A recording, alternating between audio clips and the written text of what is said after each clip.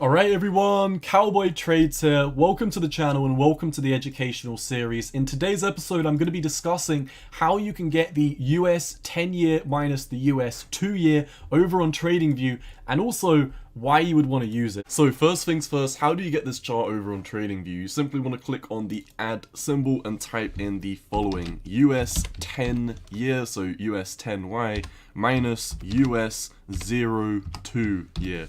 I've tried this a few times where I just typed in 2-year without the 0 and it doesn't work.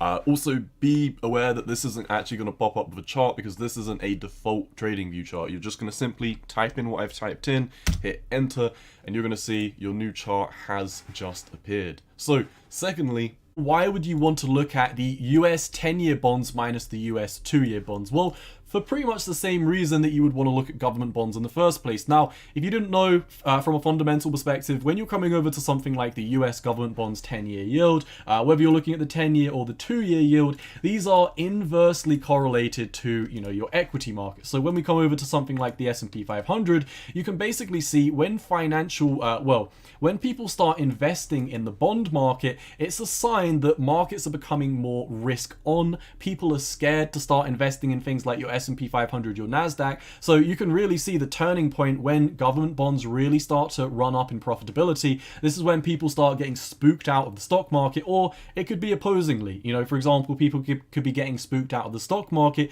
and they want somewhere safe to invest, so they're looking at government bonds. Now, it's all good looking at the US 2-year chart and it's all good looking at the US 10-year chart, but this doesn't always give us a clear-cut idea of when government bonds are going to be topping out, and subsequently when markets are going to be moving from a period of risk off phases when the DXY becomes profitable and government bonds become profitable, to a phase where people aren't interested in investing in government debt. They want something more risk on. They want to invest in Tesla, they want to invest in the NASDAQ, they want to invest in Bitcoin, they want to invest in Dogecoin. So how can you understand very simply in one chart when market conditions are going to be moving from risk off to risk on? Well, this is where you can come over and look at the US 10-year minus the 2-year. Now, this may seem complicated or you can't wrap your head around it. It's very, very simple. So you've got the 10-year ratio, or you've got the 10-year value right here. So let's say at this moment in time, the US 10-year yields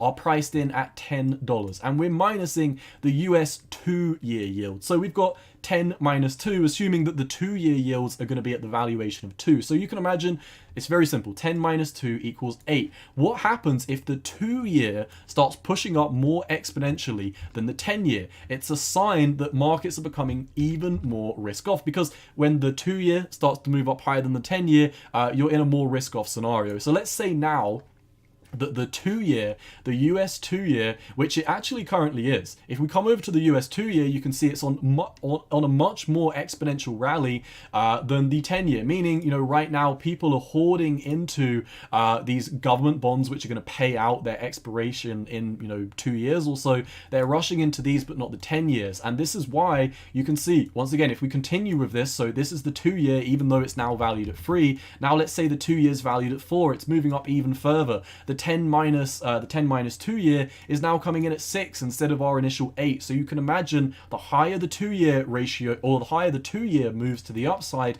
the lower the 10 minus 2 goes. And the same when you're on the flip side. The 2-year is normally the first to pivot in terms of financial conditions. So people, when markets start to move into more risk on scenarios, so right now we're risk off, when the markets start saying, hey, I want to invest in the Teslas, I want to invest in the NASDAQs, I want to invest in the Bitcoins, I want to start investing in more risky assets, what's going to happen is the 2 years are going to start going down. So you might have the 10 minus 2, and instead of its initial valuation at 2, the 10 minus 2 might now be, once again, this is still the 10-year minus the 2-year, but the 2 years gone down much more exponentially than the 1 year. So we've got 10 minus 1, which is going to equals 9. So you can imagine this ratio is going to start moving back up. Now let's just say completely hypothetically, the 2-year goes to 0. So we've now got 10 minus 0, which is once again the 10-year minus the 2 years. This is now going to move into a ratio of 8.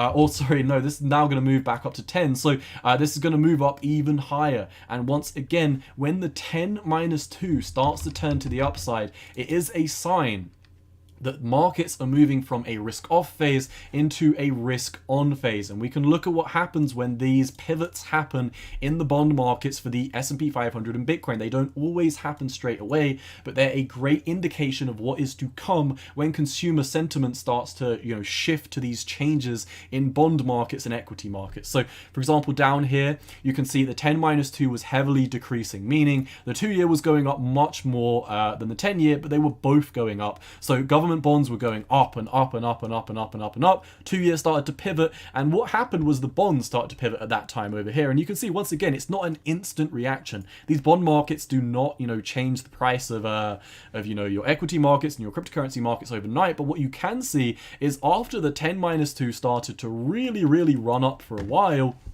this meaning that the profitability of government bonds, specifically the 10-year and the 2-year, start to decrease. And when the profitability of government bonds start to decrease, people are looking to move into more risk on markets. You can see, yes, we did have a black swan event down here, which caused both Bitcoin and the SPX to crash. The bond market can obviously not predict this, but you can see the downturn that happened in the bond market at the same time, meaning that during this breakdown, the 2-year started going up dramatically. But then once again, we're looking at these in a macro picture. The profitability of government bonds starts to decrease as the 10-2 ratio goes up. People start to hoard into more risky assets like the NASDAQ, like the S&P 500, like Bitcoin. And you can see this is where bubble territories are made when you're moving from risk off markets to risk on markets. Now, the exact same happens on the flip side. So when you're all the way up here, you can imagine, you've moved into risk on territory. People are moving into risk on assets, and subsequently,